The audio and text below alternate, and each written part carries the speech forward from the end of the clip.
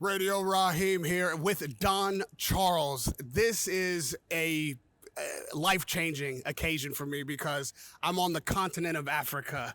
We are in the nation of Ghana, in the city of Accra. For the first time, I am here in the motherland, and it is the energy, the inspiration, the lovely people, the reception, the way they took care of me and they took care of you, and the way you have taken care of me as we've been here together. The first time I've had an opportunity to talk to you on camera, I couldn't ask for a better background and a better location than Independence Day for the Ghanaian people right here, right now, as we sit in Accra, celebrating that, observing that with these national home-found warriors. And they brought Don Charles over to honor him on this day, and for me to host one of these events that I am so honored to be a part of.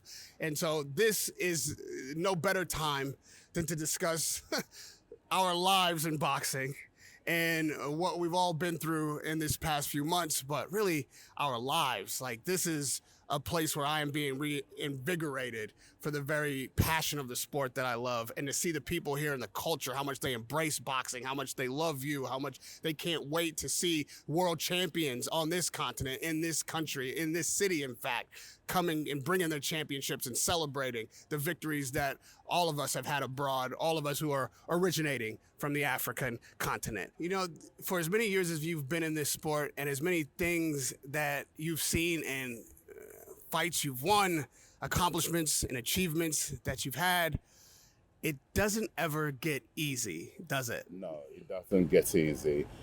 If you want to be the best, the pressure is even more, because the spotlight is on you now. It's really, but like I said, the hunger that I had when I first started, that hunger and that fire, they've just reignited it by all this recent recognition. They've only just fueled the fire. With recognition, with the spotlight, with achievement comes criticism. And oftentimes, if these critics are not addressed, or if the press doesn't get its pound of flesh, the conspiracy theories begin. In the absence of discourse, it is filled by conjecture. We all start to speculate on what might be or what might have been, or how what we've seen in the past may be coming to surface again. And when you have a world champion like Daniel Dubois, who has the outstanding piece of the undisputed heavyweight championship of the world on a stage as big as Riyadh season in Saudi, nonetheless, just a few days before Daniel is meant to defend that IBF title, he was pulled off the card, and there was a frenzy, like a feeding frenzy from the press. You know, what's happened? Why has it happened? Is it true for sure? Is he going to be off the card? If so, is the fight gone? If not, who steps in his place? While all of those rumors and speculation circle, you're actually at the center of the issue, dealing with what's actually happening. So while all of us in the press are talking to each other and calling people and trying to figure out and speculate, you're in the epicenter of what's going on and cannot convey to the public what it is that is happening behind the scenes. So, you know, I've spoken to you about it privately when it was still time for that to be held close to the vest. And now I think people would appreciate coming straight from your mouth. You were the one that was there. You were the one that was right at the center of this thing and know exactly what happened. So as I'm heading to the press conference on Thursday, I get the news. Take me one day prior to that, because by the time I get the news, things have already occurred. What's happening in Wednesday before the fight in Saudi for Team Dubois? Well, on fight week, it's well documented. On fight week, you trim down your sessions in terms of the effort that you put in. 45-minute sessions just to keep the sharpness of the fighter. So a day previous was Wednesday. We did our normal routine, you know, at the Mike Tyson gym in Riyadh. And then the next day, Thursday, would be our last training session before the fight on Saturday. Okay, so our routine is the same. We all came down to the foyer of the hotel on the Thursday afternoon. Gym session was booked in for 4 p.m. every day. So we've all, the team, the entire team, Team Dubois, we were all in the reception of the hotel waiting for our champion to come down and join us and to be driven to the gym. I get a phone call from the father. We were all there by 3:20 waiting to be picked up. I get a phone call from the father, Stan Dubois. He said, you better come upstairs because Daniel is not well. Okay, he's not feeling well. So I'm the head coach. I've gone up to Daniel's room. What is the problem? He said, he's not feeling well. I said, how bad is it? He said, well, the dad, we called a doctor. We spoke to Frank Warren and they sent a Riyadh doctor who came to examine Daniel, which he did.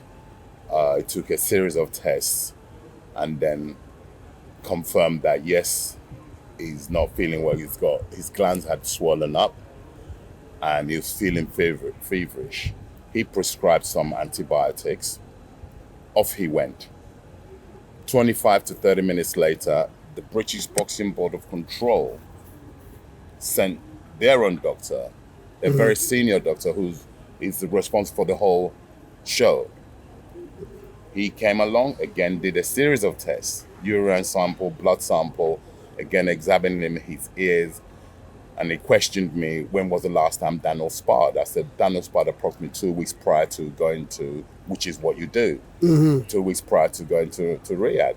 And he said there was some redded inner ears, could be infection, whatever. I'm not a doctor. Took blood samples, urine sample. Again, within 20 minutes, he, from his findings, the results, he said, I recommend that he doesn't fight on Saturday. It's almost like our world had ended when he gave us that, when he said, I recommend that he doesn't fight on Saturday. Then you've got to make a decision that he's recommending. So you've got to then put your fighter's life first. Right. Okay? Irrespective of anything, you got to think of the fighter's well-being. Yeah? I will not have that on my conscience to put a fighter who's not well. 2 doctors have told you from their profession, from their findings, they don't recommend this person should be going into a boxing ring to fight.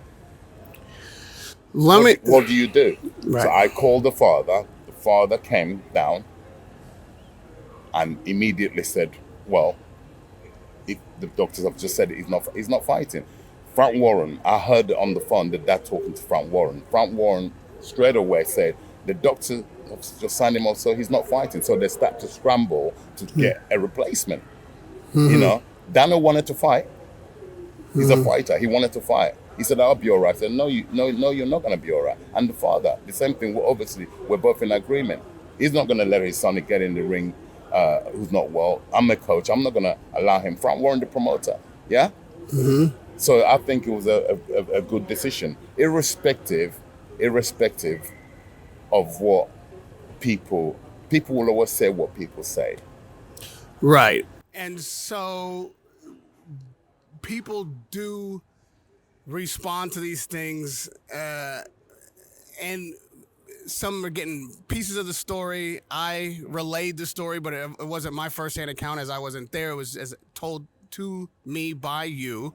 And so if I can just kind of walk back through the stories just to give you an opportunity to clarify certain things or respond to some of these people's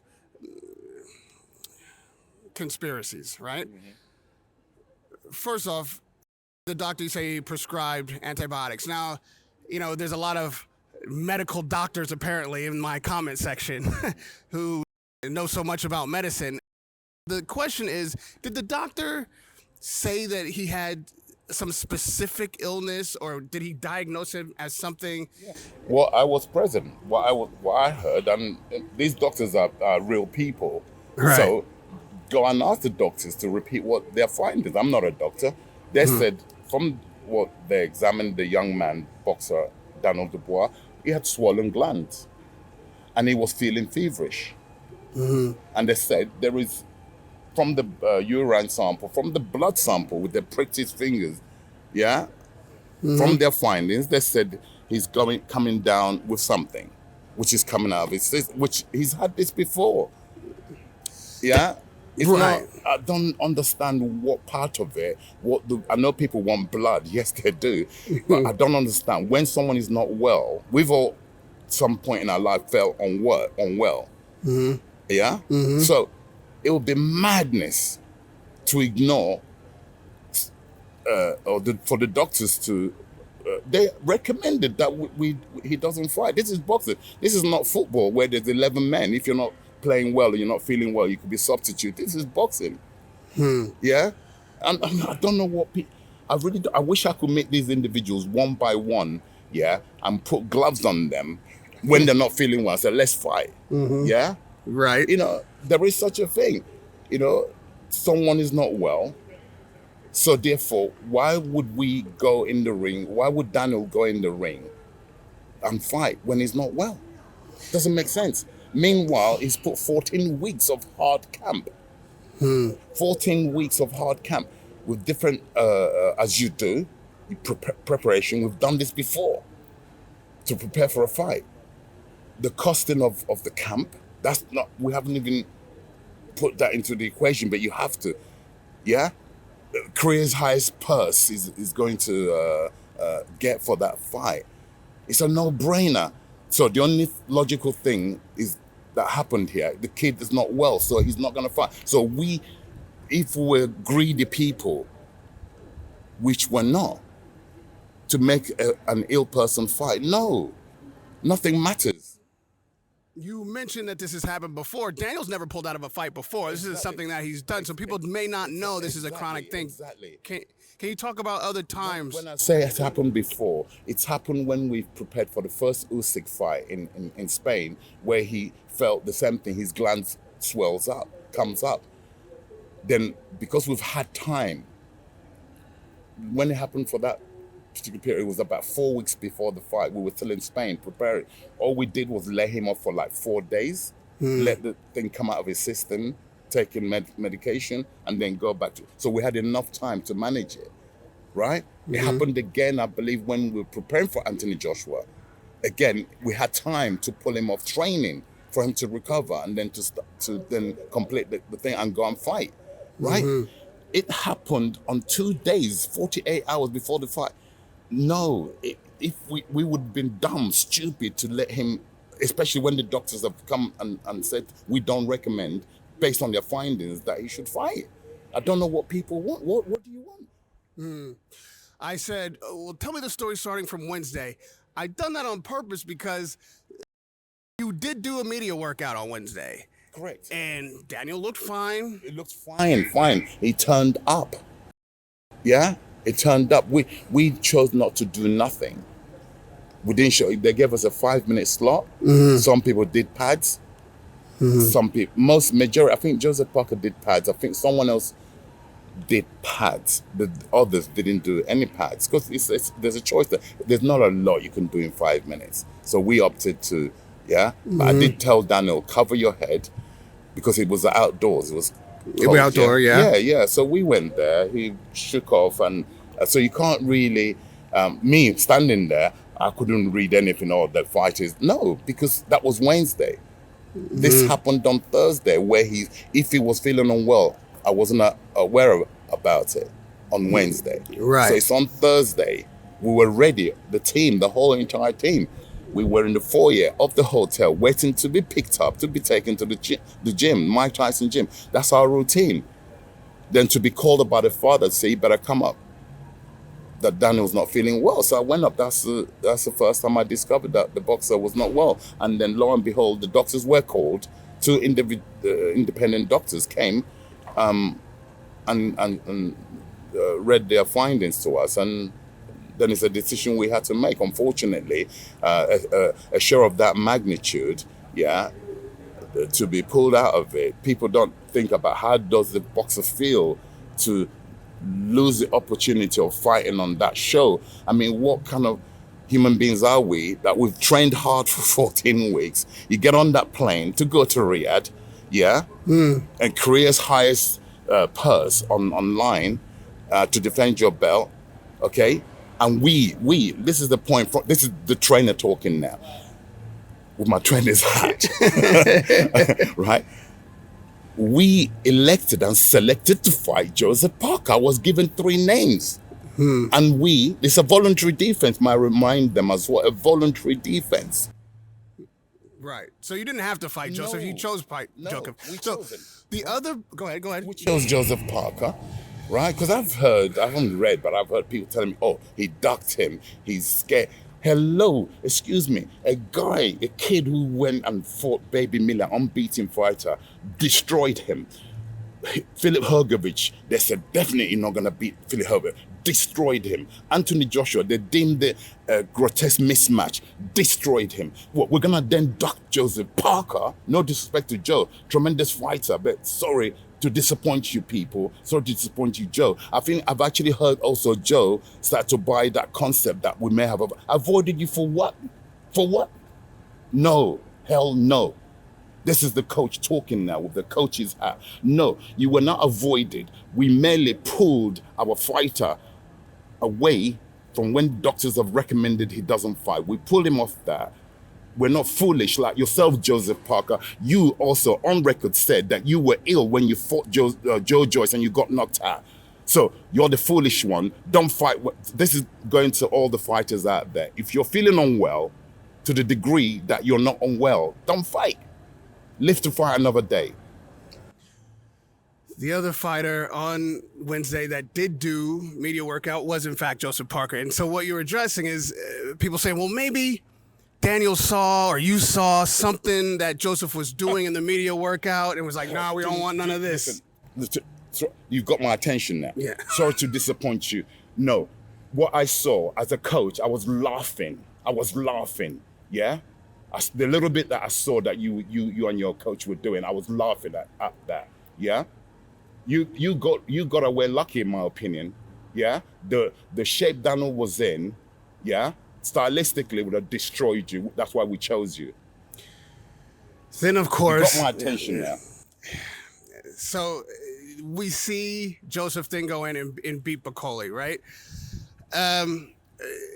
Before we continue on that path, I just have to keep walking you through the illness phase, because one thing that was mentioned was that VADA also showed up for testing, because Correct. we gotta answer all these questions. Correct.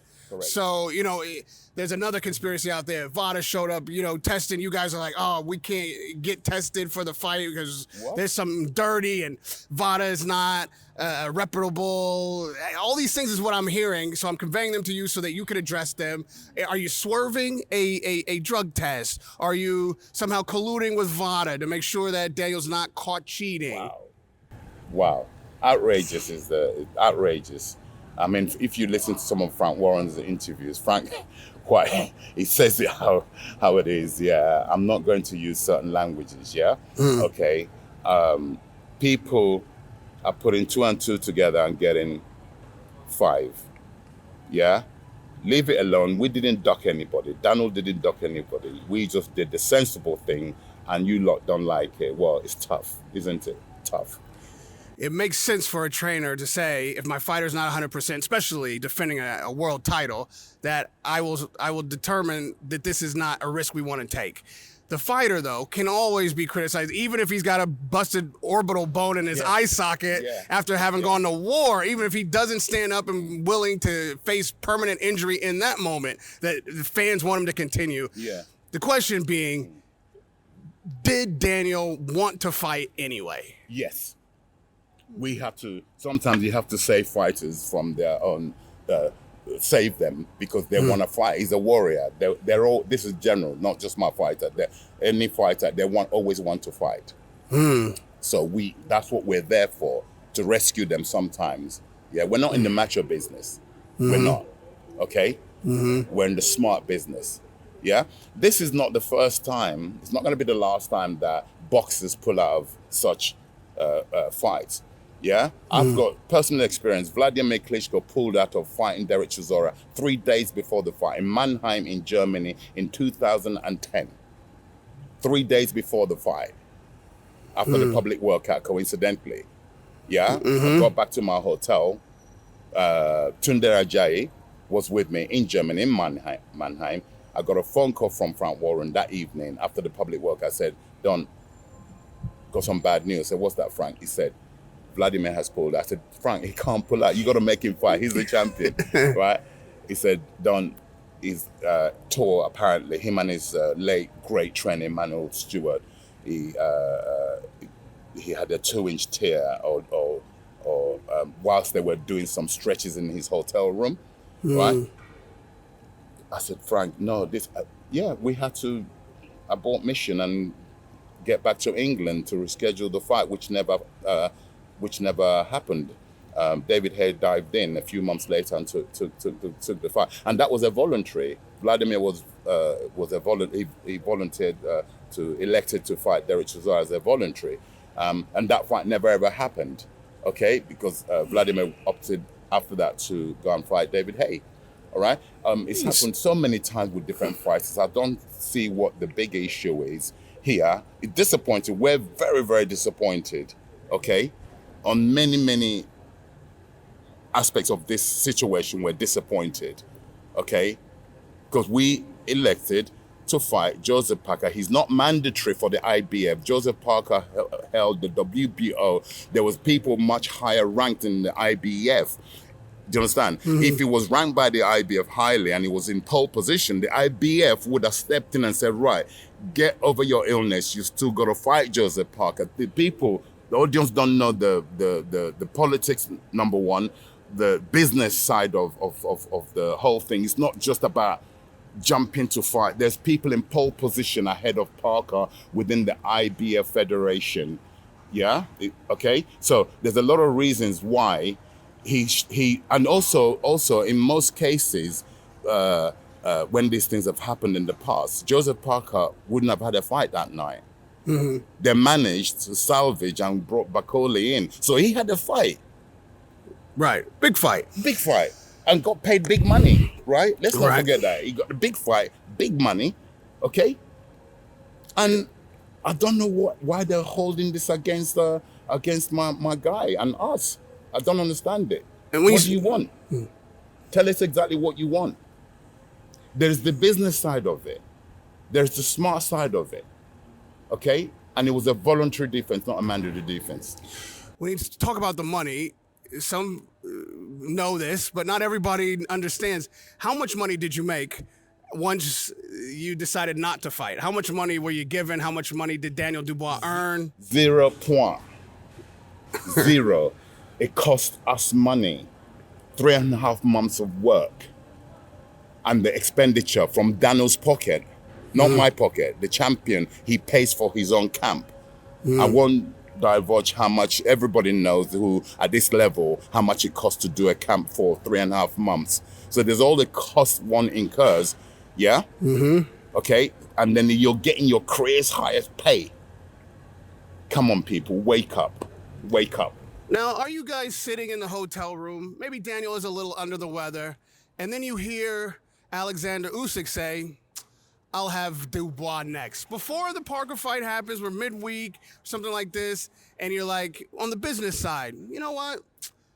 If we can get Dubois in a undisputed bout without having to face Parker, then maybe that's the smart business decision. Just let's make this illness a little bit more extreme than it really is. Swerve this fight and go straight on to undisputed. No such thing happened. We didn't swerve anybody, and I'm not a promoter, so what happens with regards to the Usyk situation, that's the promoter's side. I train fighters when the promoter and the manager says to me, in this case it's Daniel's father is the manager, they say to me, this is the next fight you're having. I will train the fighter for that fight. All the other side of it, the business side of it, the promoter deals with that. So was there any discussion between you and Dave, Daniel's father, or Daniel, or is it the clutch, Frank, that you're just going to hold out for Oleksandr Usyk undisputed? No, because we went to Riyadh to fight Joseph Parker. We trained 3.5 hard months and paid, like I said, the champion had to fork out money to facilitate the camp. We've done this. We're not beginners. This is what everybody who's especially, let's say, from the British level, you pay for camps. Yeah, and it's not new. We're not the only ones that do camp and pay money. But in this instance, a lot of money. It costs us a lot of money. It costs Daniel a lot of money. And so those who don't know, when you don't fight, you don't get paid. Yeah. Okay. So we all had to get ourselves back to England, to our families, live to fight another day. Was Daniel able to recover before he left Riyadh? How ill was he? Because there's also so Frank told me Daniel has already returned to England. It was the Friday by the time I was talking to Frank, and then of course people were like, "Whoa, he left so quickly. How is he already back in England if he was sick?" Because there's something called a plane, and the best thing to do is to get him on a plane, to fly back to his home, to England. And that's what he did. So you're going to accuse him of leaving the country as well? That was the most sensible thing to do, was to get him out of there. I believe he traveled on Saturday. Okay. On the actual fight day. Don't quote me, I have to check that. See, by Friday or Saturday, he left the country as soon as he can, because get home and start to recover, Okay, so everybody is gutted. There's no money after all these months of training. Yeah. And the Parker, as you said, did have a fight, so Paid a lot of money for it. and got paid. I'm glad for that as well, because he too would have incurred costs for his camp. Right. And I'm glad he got to have a big fight with a big name, and the public was satisfied of the person that was flowing in. And I salute Bakoli for stepping in at such a show, because it had to be a name of that size to satisfy the thirst of the audience. Right. You understand me? To also to wedge up the show, because the Daniels fight and Parker was a big part of that show.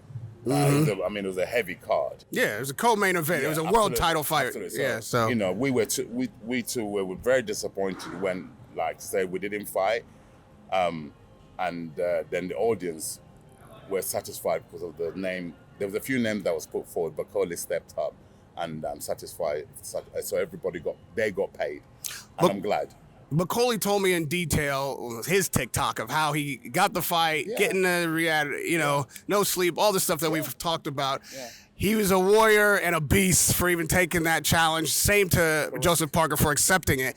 But has one or both of them, in a way, made a mistake by accepting that fight? Maybe, Bakoli's record would not have a new blemish on it.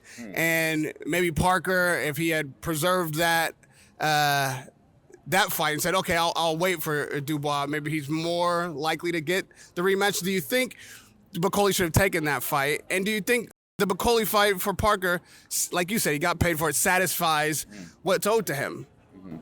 Yeah, listen, everybody makes their own decisions. I'm not a Bakoli team. Him and his trainer would have spoken about it, and they gambled in the sense that he came and listen, it wasn't a one-way traffic. Yeah? People always see the result, but they don't look at the lead up to the result. In the first round, he was hurting Parker, right? He was hurting, Bakoli was hurting him, and they both went on a trade-off, and he took that shot on top of the head. I've taken that shot when I was an amateur boxer. Two you've taken, then you understand. You're not out, but you don't know where you are. Okay, scrambles your brain. And in my opinion, Bakoli disrespected Parker by the way he stepped up to Parker. Yeah? He just literally squared up. He's going to walk through him. Wrong attitude, wrong tactics. And Parker, it was on the plate.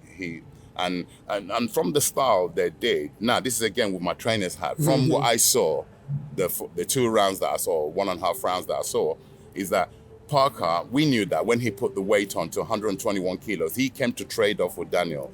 That's probably suicidal, and I can say it to him, and that makes me even more angry, because had that been Daniel in there, he would not be in that position to land that shot he landed, because we will not walk up to Parker in that way. Would have set it up with a jab, and he would have had to deal with Daniel's jab. I'm seething, I'm angry that we didn't get to showcase Daniel on Parker. Yeah, this is directed to Parker and his coach. You gotta wear lucky, my dear friend. Gotta wear lucky. Listen, Daniel's the current IBF world champion. We're aspiring for greatness. I hope you keep winning. I hope you're around. This is a fight for the future. Keep winning. Go and win a version of your WBO yeah, and then let's get it on. To that point, people are now screaming because of Parker's performance against Bacoli. They had a shot for the title lined up, that now he deserves a Dubois fight, that Dubois shouldn't fight anybody other than Parker next. Yeah, so they're the governing bodies now, and they're promoters, yeah? Okay, leave it alone, go, and you're ranked. You put yourself, I'm glad for you, you're a nice man, Parker. You put your stock is high, yeah? Maintain it. I'm not the governing body, I'm not promoter, I'm not the manager. What happened, happened. Get over it. We had to get over it when it happened to us. Not Daniel. Like I said, I gave you an example, Derek. You just move on. Leave it alone. Should it present itself again, you will meet. Keep performing, keep winning, and then you'll meet. It's not a problem. And with that style you came with, you would have got knocked out quick. We do know that Oleksandr Usyk said he would fight Dubois. It's been now speculated that that fight is coming in June. And the question, though, is it Dubois' choice as to who Oleksandr Usyk fights, or is it Oleksandr Usyk who decides who he fights? In other words, is it Dubois saying, no, Joseph, you have to wait because Usyk, I'm taking you, and it's entirely up to him? How does this work out? It's up to Usyk who he fights next. It's up to Usyk who he fights next. It's a no-brainer. Dubois holds the other part of the jigsaw. He holds the IBF belt. Usyk is already undisputed against Fury. Obviously, the Usyk wants to make more history. He's made lots of history. He wants to make more history. I'm just trying to think, why would he fight Daniel Dubois? So he's elected, he's publicly said it, right. Not me. He said, I believe he said he's got 2 more fights and he wants to fight Dubois. And we're up for the challenge. We've got the other belt. Usyk wants to probably become the first man to ever be undisputed twice. Is that right? Right. For heavyweight. Yeah. It's never been done before, right? I think Ali became undisputed. There was only 1 belt. Well, that's true. In the 4-belt era, Usyk's the only one to be undisputed ever, so he'll definitely be the first one to be undisputed twice. Yeah. First, he said he wanted to go down back to cruiserweight to do that again. Then, obviously, he's had a change of mind, saying, you know what, let me see demographically what's happening. Then he's opted to fight Dubois, and his ambition was will be to become 2-time undisputed in the same era over the 4-belt. Right. And period. he will have also been undisputed in cruiserweight. Exactly. So. It's never been done. So, and who are we? That's a great opportunity for Daniel to become undisputed. It's a no-brainer, people. If all the critics and all the fans, or if you were in our position, you would do exactly which is the smart and sensible thing to do. We're not in the macho business, like I keep telling you guys. Yeah, Joseph himself said he shouldn't have been in the ring when he fought Joe Joyce, and he got knocked out. So learn from that. Speaking of learning from past fights and having an opportunity for the first time with your fighter, Daniel Dubois, this is going to be the first rematch where you get to face the same man twice. And the first time there's controversy, we know. Low blow or body shot, depends on who you ask. Whether it was a low blow or a body shot, what can be improved on this revisiting of the Usyk fight changes the outcome for Daniel? Because, there's also what else happened in the fight. Like, if we took that one punch away, how are you analyzing his performance, and where does that performance need to improve to get the result you want? Yeah, I've always said, I'm going to repeat it, it's like a broken record, is a legitimate shot, in my opinion. And it was a fight of 2 halves. We won the first half, Usyk won the second half. He was the overall winner. What can we do different? A lot different. Because also, may I remind the audience, the fans, that was the first fight Daniel Dubois, I trained him for. It's for our first fight together. Yeah? So, I'm also fighting against a southpaw who went on to become undisputed, a masterful, majestic genius in the name of Usyk. But like I said, I'd only spent 14 weeks with my fighter, coach, new fighter relationship. Daniel knows the ethos of boxing that we do with my team. And now we've been together for 18 months. By the time this fight, if it materializes, it'll be 2 years. That will be 24 months we've been working together. You're gonna see a lot of improvement on areas that I'm not going to break them down here, areas that I know we have to work on to be able to be successful. And that's our aspiration, ambition. Daniel's ambition is to become undisputed. And the offer is there. Why not do it? It's a no-brainer. Come on, people. There's a physical side of boxing, and most trainers and even some fighters will tell me the mental side, though, takes up 85% of the real estate. Yeah. So much criticism earlier in Daniel's career, even in the Usyk fight, about how mentally tough he is, how strong and resilient he is when the going gets tough, when he's challenged or the things are not going his way. How much ground have you made up in that regard? Do you feel, you won't know until the night, when he faces the last man to stop him? Yeah. The proof is in the pudding. You've only got to look at Daniel's journey. You've only got to look at the fights he's had from the Usyk fight in Poland, then Baby Miller in Riyadh, Hrgovic in Riyadh, Anthony Joshua in Wembley. You've only got to look at those fights and see the improvements he's made mentally, physically, technically, to draw that conclusion that we truly believe Daniel's got what it takes to secure victory, and he's spent longer with this current team, myself and my team. So his understanding has grown more in what he needs to do to make sure it's conclusive, even after we dropped Usyk. In the future, if he's given 10 minutes to recover, to still be able to go and get the victory.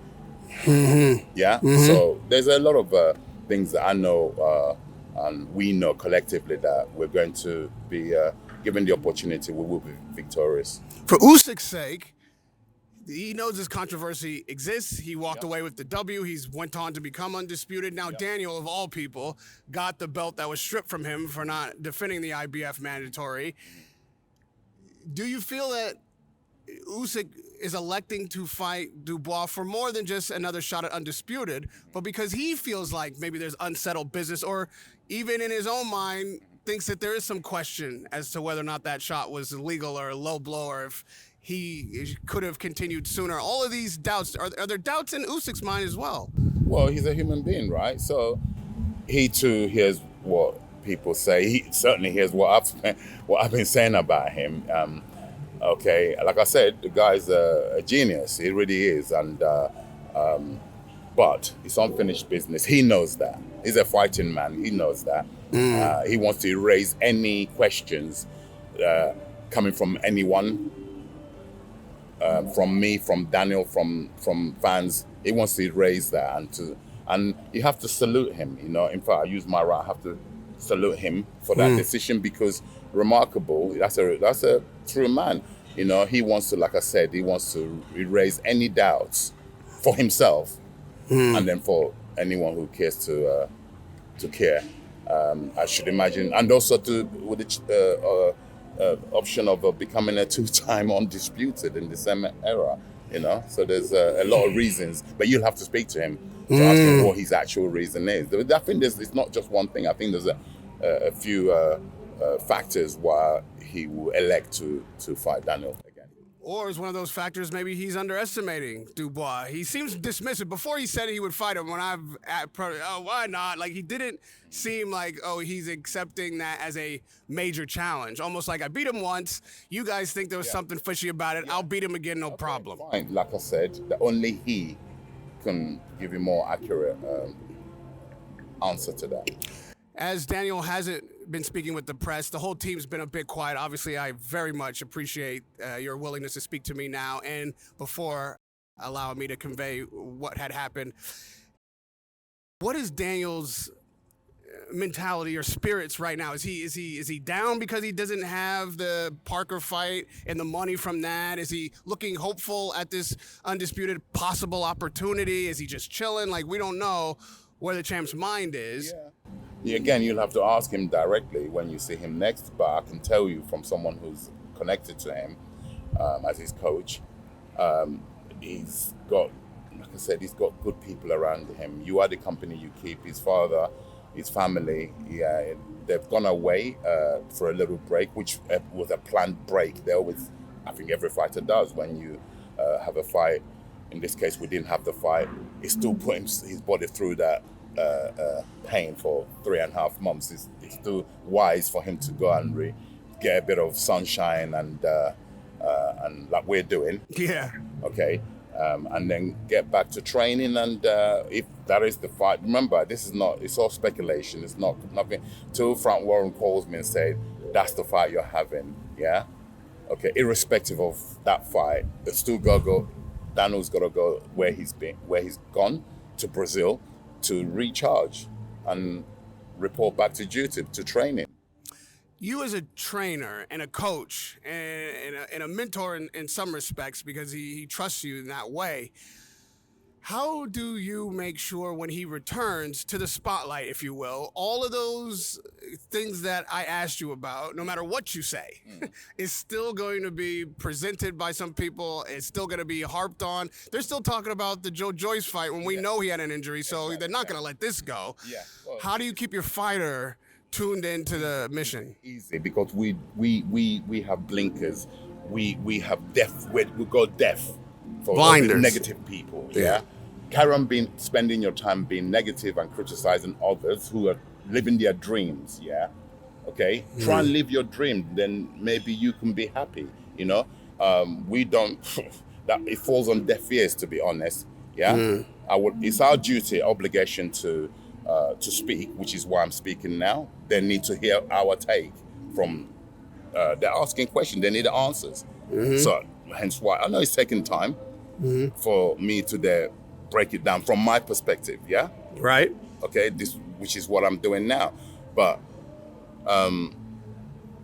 what can I say? Critics will always be there. They're not. That's part of it.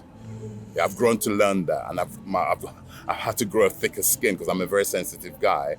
And but you hit on a few points there, which I'm not shy of directing to any man who, like I do. Yeah, I'll front any man, any place, any time. So, yeah, I think I've said enough today. Well, listen, you'll front any man. I'm happy to be on the side. I don't want to be in the front. You can be the ref. Yes, right here on the side. And you talk about having opportunity to live your dreams. Yeah. This is a dream of mine that I've been living for most of my life. Sounds crazy, but it is true. Since I've been a teenager, I've been living this dream, and it has been rewarding. It has been an honor. I've made so many friends and have the trust of so many regarded people, high-level, accomplished people who, like yourself, are willing to sit next to me and talk truth as they experience it to me. So that is something I can never thank you enough for and appreciate. It must be said once again that we are in the continent of Africa, in the country of Ghana, in the city of Accra for the Ghanaian Independence Day. We're observing that. Legacy Rise has brought us over. I'm hosting an event for them in observation of the Independence Day. There's a big boxing match on. Don Charles is a guest of honor, a guest of the president and his family. And the fact that this boxing has brought me global, has had me sat next to people like you with a trainer who has been acknowledged globally and for many, many years, means that we are doing something right. And we are doing our best to live the dreams that we've imagined as young people and even in our youth. This country has helped me realize a dream today, being on the continent for the first time. So I can't thank the people of Ghana enough, the president, Mahama, and his son, Sharaf, for having me over and honoring me with allowing me to present at this Independence Day event. Thank everyone in the boxing community and the world who happens to be watching this video. Watch this space, Africa. Watch this man, Don Charles, and watch Radio Rahim. Radio Rahim here with Don Charles in Ghana. Peace.